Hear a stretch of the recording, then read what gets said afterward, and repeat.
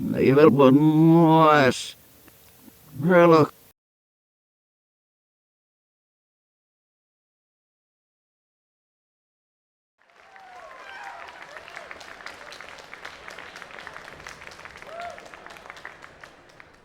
Good evening. We are Coil.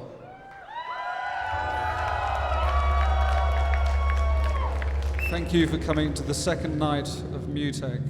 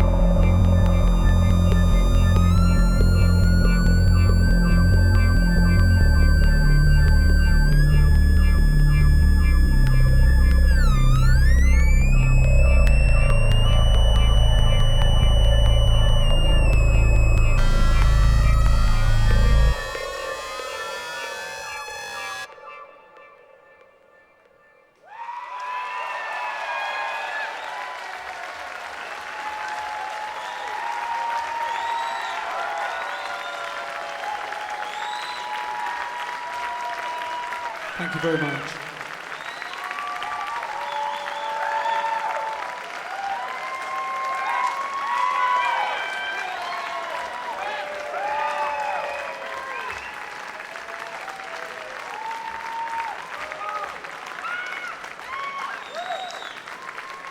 This is Radio Westin.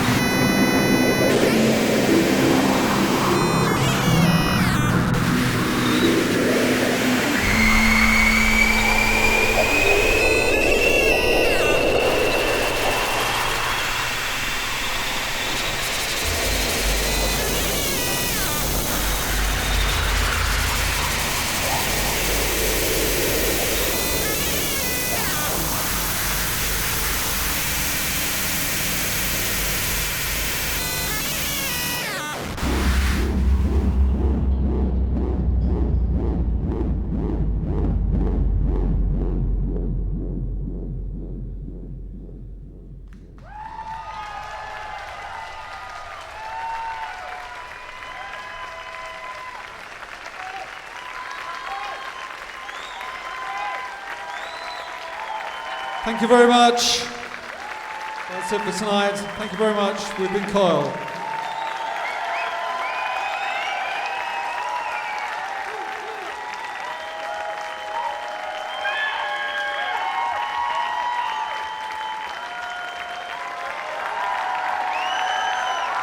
Thank you very much. Thanks for coming.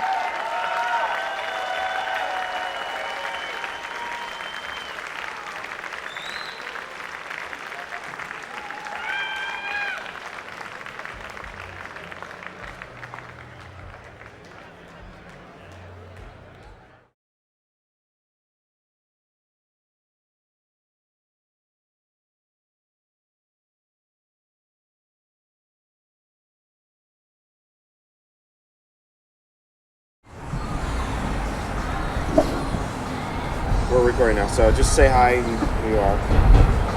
Do I look at the camera or do I look at you? You can look at me. You don't have to look at the camera. They know who you are.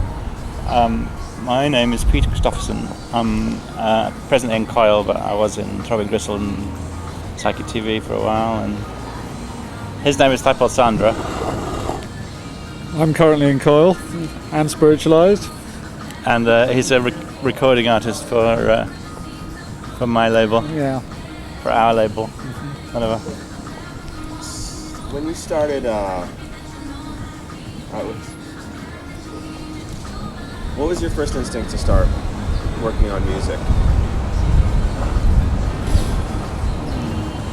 Well, I had met Genesis and Cozy when I was living in London when I first moved to London. And in the first instance, we were just kind of friends. I went to see one of their kind of performance art pieces that they were doing just by chance. And so we sort of hooked up and started hanging out together, and I was suggesting artistic things to them, and I started doing performances as part of their art collective, which at the time was called Coom Transmissions.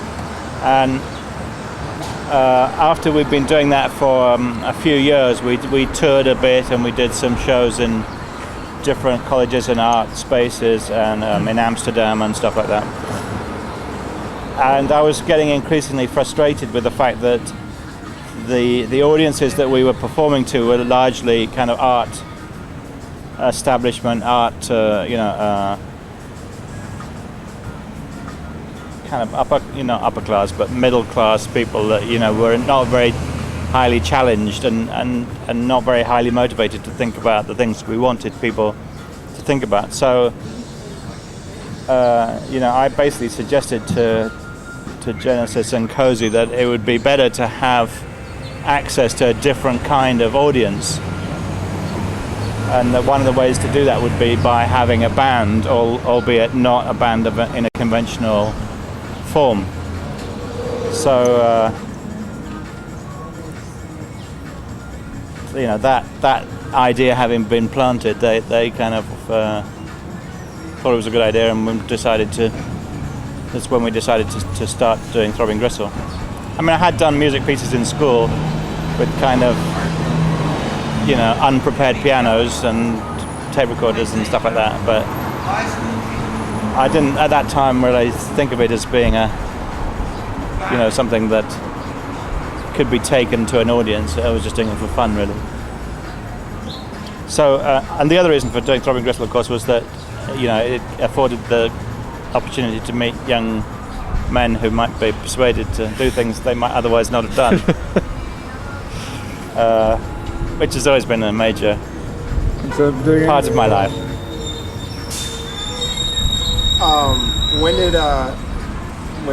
When did Chris Carter get involved, and when he got involved, was that pretty much the start of the musical? Yeah, once the idea of doing a band had come to the surface. I think Chris was a friend or knew Cozy in some connection. I'm actually not quite clear what that was myself, but because he was already sort of tinkering with synthesizers and had a lot more sort of hands-on musical knowledge than the three of us did, he was co-opted and brought in to provide a more technical aspect. and also because he knew his way around the soldering iron and the kind of circuit boards that you could get from Practical Electronics, or PIAI or any of those kind of firms.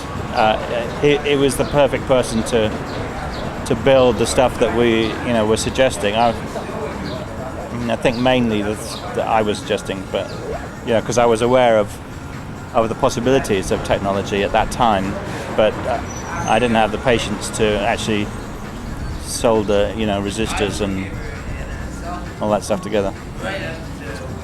But after time, you were making some of your own instruments too. Yeah, we all kind of did stuff to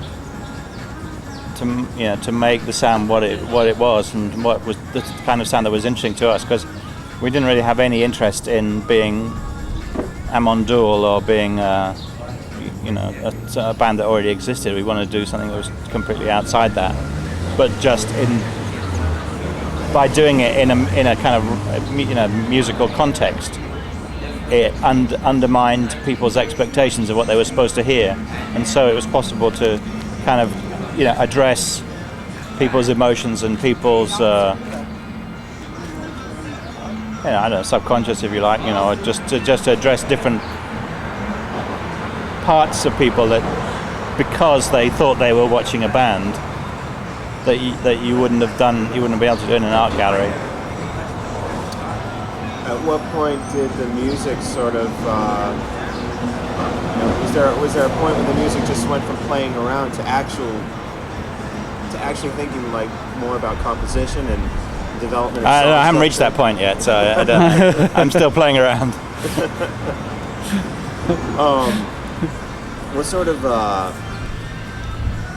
did you think that you achieved the reactions that you wanted to with the music, or do you think that you were still playing to a rather highbrow audience? Oh no, the Throbbing Gristle didn't do that many shows. I think there was like 30 in total, and the reaction was always different. It was sometimes you had a front 3 rows of kind of 10-year-old kids that were kind of entranced and fascinated and shocked and awed, but also in appreciating it. And other times we had audiences of, like, the Slits came to one of our shows and were really violent and tried to wreck the equipment and were really aggressive, and so it always provoked a response of one kind or another.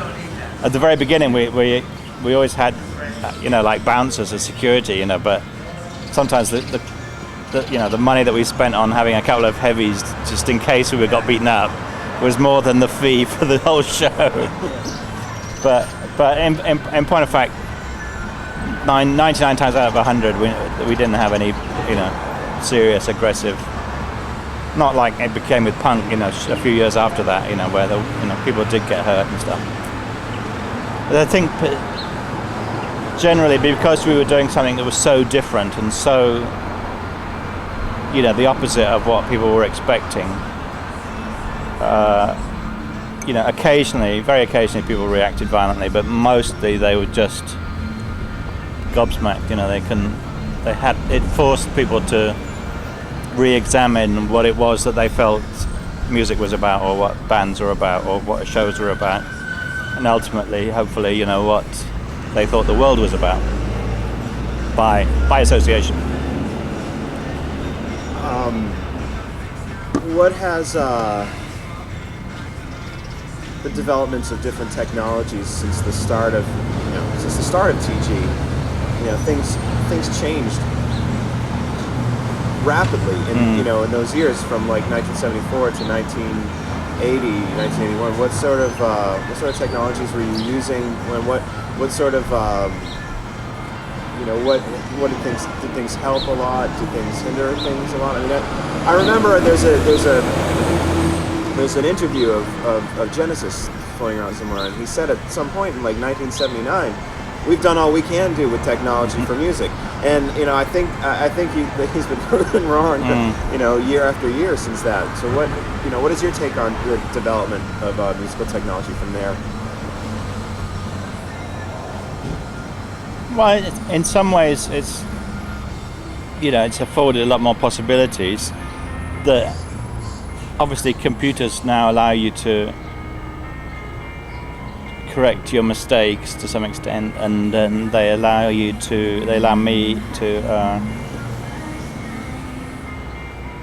be a lot more flexible in the way that you could put sound together.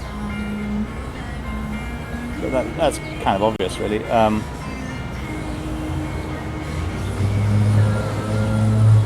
I don't know.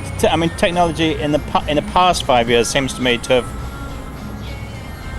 actually, in some ways, got to affording new possibilities that weren't afforded before in terms of, playing sound live and manipulating it live.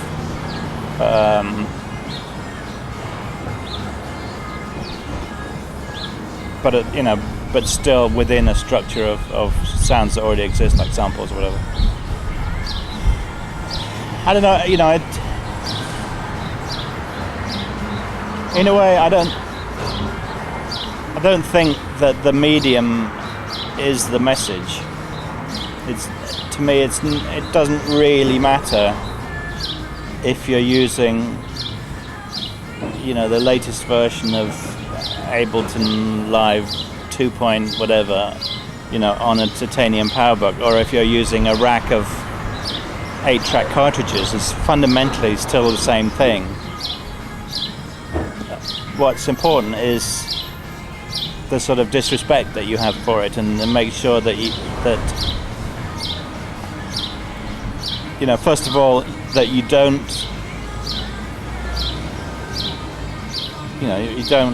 come out with cliches, and also that you don't use the equipment necessarily in the way that it was designed to be used. So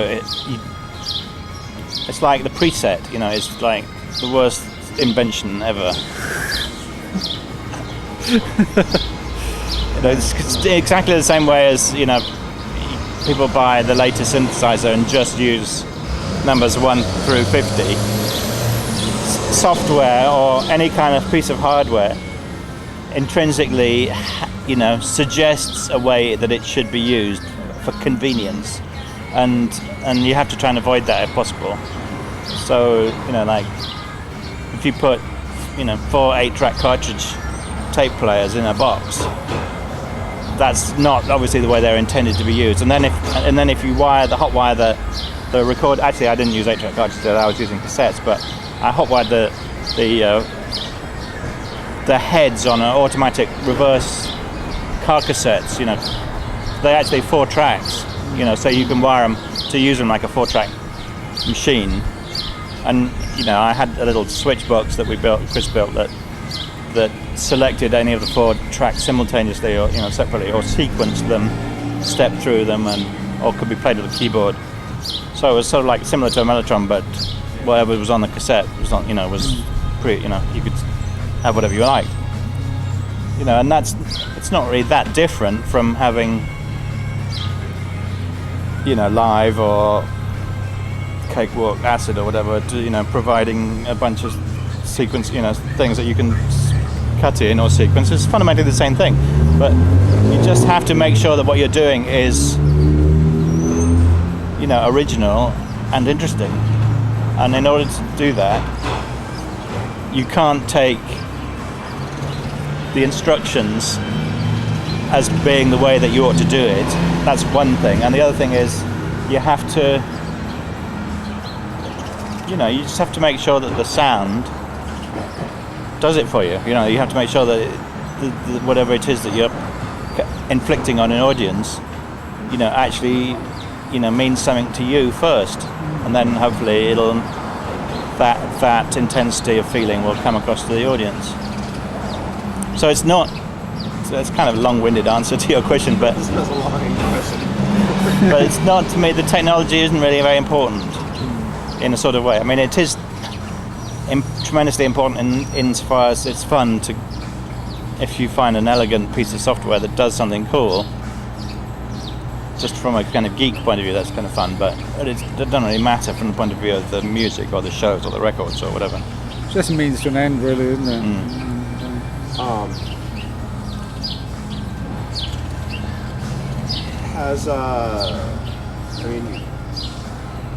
you haven't played live for 15 years until 2000. Has portable computer technology afforded you the ability to do more of the things that you want to do live? Yeah, it has. Well, it has when I get it together. I never wanted to. I never wanted to stand behind a rack of equipment and just press play on a CD, because it seemed like it was boring and it seemed like it's a lie. And to be honest, I still do it now sometimes. Some of the tracks that we played yesterday, I wasn't doing very much to at all. Although they were being played off the disc, multi-track disc live, I wasn't manipulating them very much. But that's because I was worried about other things at the time. But I have, in theory now, the facility is available technology, in technology to completely reshape the show as minute by minute, as you know. So that makes it possible to do the kind of sounds that we do and produce them in a spontaneous way, and for the performance to have its own shape and unique quality and so on. So that, in answer to your question, yes, it is possible now to do that.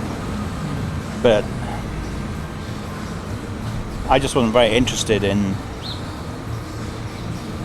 or energetic enough to do a kind of 9 Inch Nails thing where, 3/4 of the show is on tape and the rest of the show just involves breaking a lot of GX7s and hurting yourself. And that actually didn't interest me very much. It makes for a good show that lots of Americans can get very excited about, but it didn't interest me. Lovely guys though. Did you design the visuals for last night too, and like the strobes and everything like that, or? Pretty much, yeah. I mean, obviously I wasn't running that on the day, but that's we try and get local crews to follow a kind of basic structure of how that works. The people in Montreal, the people look, seem like they're all really good and together, and good crews and everything. Five-Pulse, tell me about you. Tell me your introductions to music, and I know it goes back a long time. Tell me about your.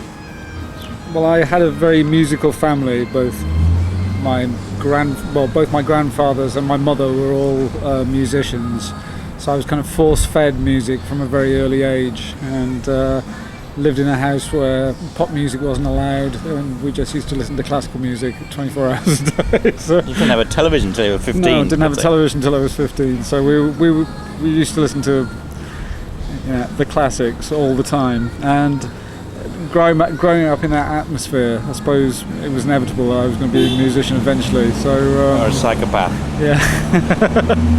So that's where it's all come from. But I think because I was force-fed a lot of the modern the classical music, the standard repertoire, Mozart and Beethoven and Bach. I really, by the time I was a teenager, I was looking at other things, and we used to go to a lot of chamber music concerts with where a lot of works received first performances. So I got to see a lot of modern music inadvertently, I suppose, Ligeti and Stockhausen and all this sort of stuff. A lot of those things I got introduced to at an early age, so I kind of got hooked, and it's been a slippery slope ever since. How did you, tell me some of the groups that you were working with, and how did you meet up with Coil and get involved with this? I met Coil, I was working at the time with Julian Cope, and I'd made a few records with him, and I eventually became the keyboard player in his touring group. And John came to see a show at the Shepherd's Bush Empire. Did you come as well? No. Just John came, and he wanted to meet me, so he got in touch with my manager and set up a meeting, and we kind of hit it off from the first day, I think, and after we became friends, I was eventually asked to join Coil, which was great. Actually, you're responsible for Coil playing live, basically. I am responsible for Coil playing live, because I said, you've got to be able to, it's so easy, you've got to do it. And many tears have been shed since that day. But here we are. We're still doing it. So took a lot of arm twisting though to make them do it.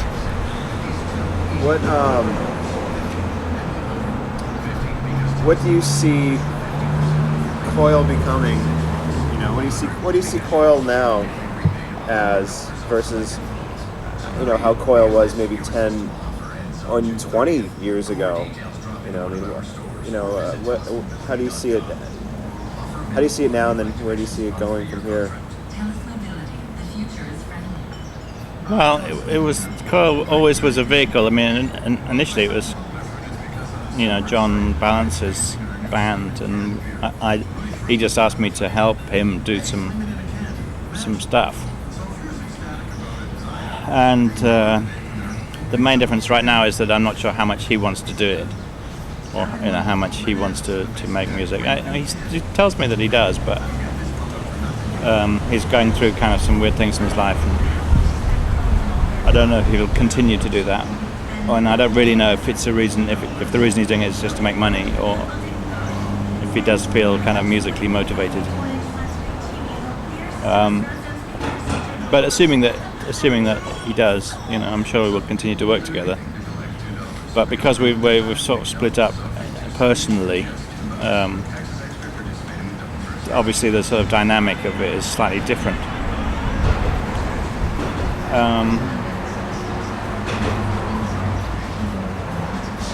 But the basic motivation for me has always just been whimsical.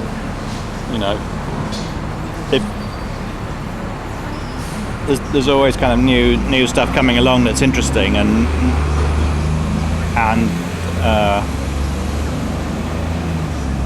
I do like making music, so I'm sure that we'll continue to do that. And whether it's Coil or whether it's called something else, I don't know. But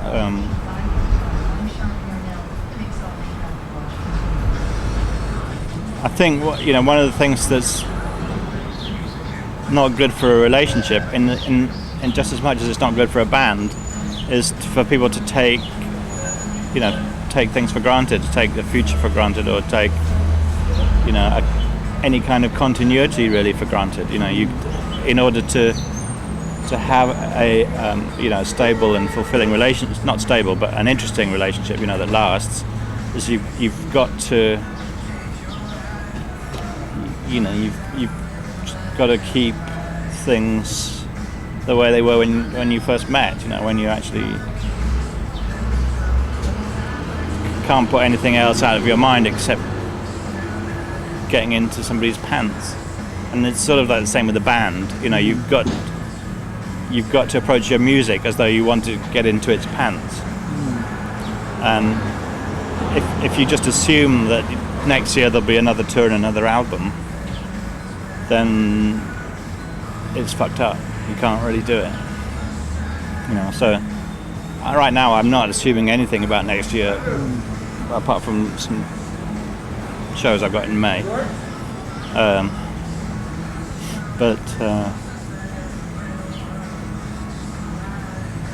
If you have the attitude like just met some young German and you really want to do something with them, or if you've just met some piece of German software and you really want to do something with it, it's fundamentally the same.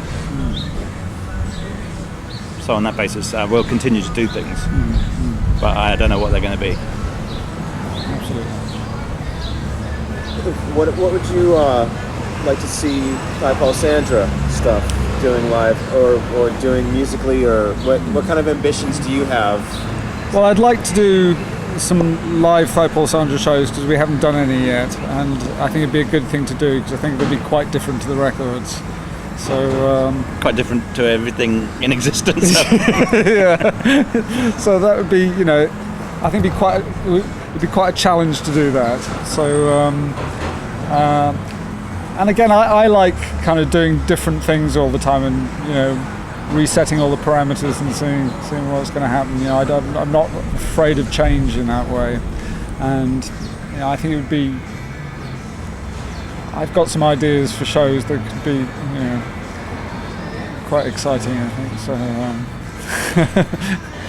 yeah, hopefully we can set that up in the next few months and do something.